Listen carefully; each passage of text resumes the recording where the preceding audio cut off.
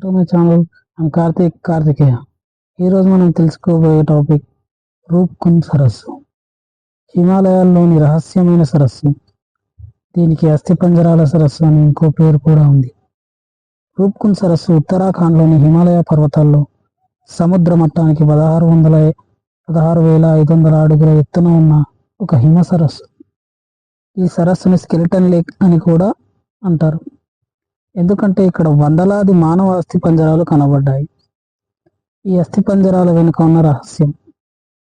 1942లో British సైనికులు ఈ సరస్సులో అనేక అస్థిపంజరాలను కనుగొన్నారు. మొదట వీటిని జపాన్ సైనికులవి అని అనుకున్నారు, కానీ పరిశోధనలు చేసే కొద్దీ ఇవి 9 మరియు 10వ దశాబ్దానికి మధ్యకాలం అని గుర్తించారు. వీటికి DNA టెస్టులు చేసి చూడగా ఈ అస్థిపంజరాలు వేర్వేరు జాతులవని కనుగొన్నారు. కొందరు స్థానికులు ఇక్కడ ఉండే గుజర్ల తెగవారివని, మరికొందరు ఈ ప్రాంతానికి వచ్చిన యాత్రికులు వారు అనుకోని సంఘటన వల్ల చనిపోయారని భావిస్తున్నారు. పురాతన శాస్త్రవేత్తల పరిశోధనల ప్రకారం ఈ ప్రాంతంలో ఒక భారీ హిమపాతం సంభవించిందని, పెద్ద పెద్ద మంచు గడ్డలు పడడంతో అక్కడ ఉన్న వారంతా ఒకటేసారిగా మరణించారని భావిస్తున్నారు.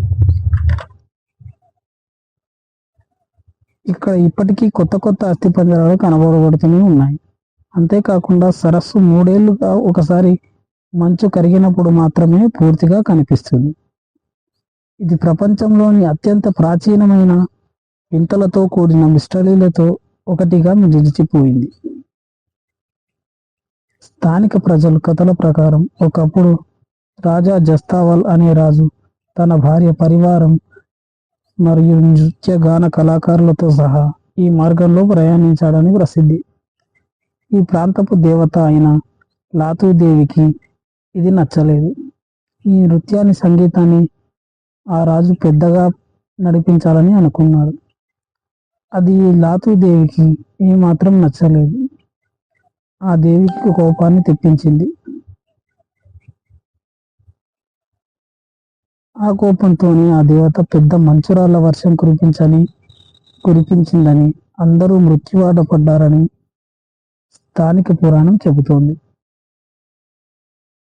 కానీ ఇక్కడ ఇప్పటికీ పరిష్కరించబడని ప్రశ్నలు చాలానే ఉన్నాయి.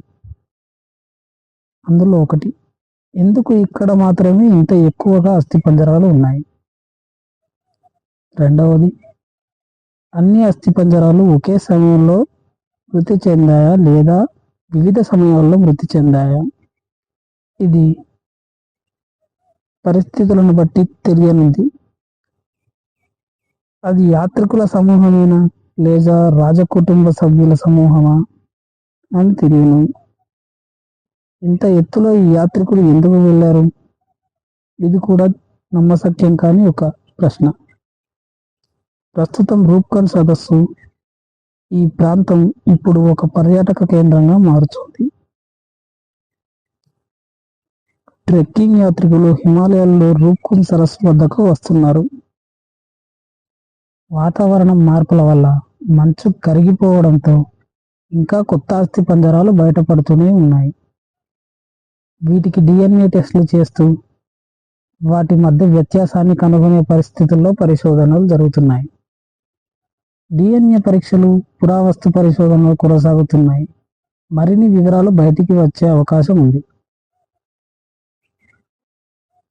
కానీ రూప్కుండ్ సరస్సు ప్రపంచంలోని అతి విచిత్రమైన మరియు పురాతనమైన మిస్టరీలలో ఒకటి. ఇది పురాతన మానవ చరిత్రను అర్థం చేసుకోవడానికి చాలా కీలకమైనది. భారతదేశంలో అతి ప్రాచీనమైన మిస్టరీలలో రూప్కుండ్ సరస్సు మిస్టరీ కూడా ఒకటి.